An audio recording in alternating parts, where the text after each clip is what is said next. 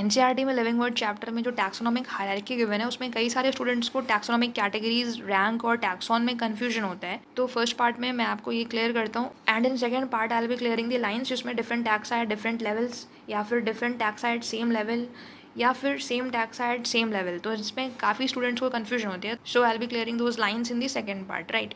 सबसे पहले यहाँ पे टैक्सोनॉमिक हायरार्की जो गिवन है, यहाँ पे हायरार्की का मतलब होता है असेंडिंग या फिर डिसेंडिंग अरेंजमेंट, राइट। और इसका जो चार्ट है वो एनसीईआरटी में बना भी हुआ है।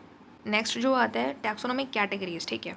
अब मेन टैक्सोनॉमिक कैटेगरीज होती हैं, मतलब जो हम लोग किंगडम, डिवीजन, क्लास ये पढ़ते हैं, तो ये मेन टैक्सोनॉमिक कैटेगरी के अंडर आते हैं। उसको हम लोग याद ऐसे रख सकते हैं, keep, pot, clean, otherwise, family, will नहीं है यहाँ पे, get, sick, kingdom, phylum, class, order, family, genus, species.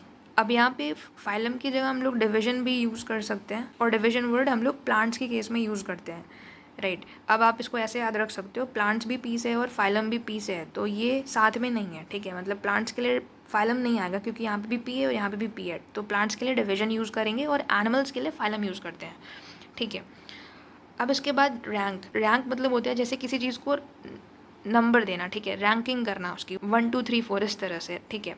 तो किंगडम का जो रैंक है 1 है, फाइलम 2 3, क्लास 4 5 6 और 7th जो है वो स्पीशीज़ है, राइट। तो ये रैंकिंग कर दी हमने, ये रैंक हो गए, ठीक है, और ये इसकी टैक्सोनॉमिक कैटेगरीज हो गई। और हम लोग इनको ब्रॉड कैटेगरीज या फिर एसेंशियल कैटेगरीज या फिर ऑब्लिगेट कैटेगरीज भी बोलते हैं, इनका मतलब सेम ही है, ठीक है। और फिर जो टैक्सॉन वर्ड यूज़ होता है ना, ये साइंटिफिक टर्म है जो किसी कैटेगरी को रिप्रेजेंट करता है, किसी ऑर्गेनिज्म के लिए, किसी पर्टिकुलर ऑर्गेनिज्म के लिए किसी कैटेगरी को जो रिप्रेजेंट करता है उसे टैक्सॉन या फिर टैक्सा बोलते हैं। और टैक्सॉन टैक्सा में डिफरेंस यही है कि ये सिंगुलर है और ये प्लूरल है, ठीक है।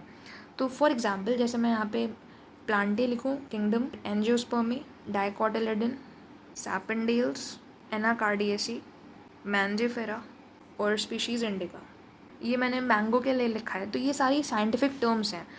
तो एनसीईआरटी में लाइन लिखा है कि the scientific term for these categories, मतलब ये सारी साइंटिफिक टर्म्स हैं इन कैटेगरीज के लिए इज टैक्सा। प्लांटी एक साइंटिफिक टर्म है किंगडम कैटेगरी के लिए, सैपेंडियल्स एक साइंटिफिक टर्म है ऑर्डर कैटेगरी के लिए, ठीक है। तो फिर ये हो गया टैक्सा या फिर टैक्सॉन, राइट। फिर उसके बाद ये सारी जो है ये यूनिट ऑफ क्लासिफिकेशन ही है, ठीक है। और जो स्पीशीज़ है वो बेसिक या फिर smallest fundamental unit of classification है।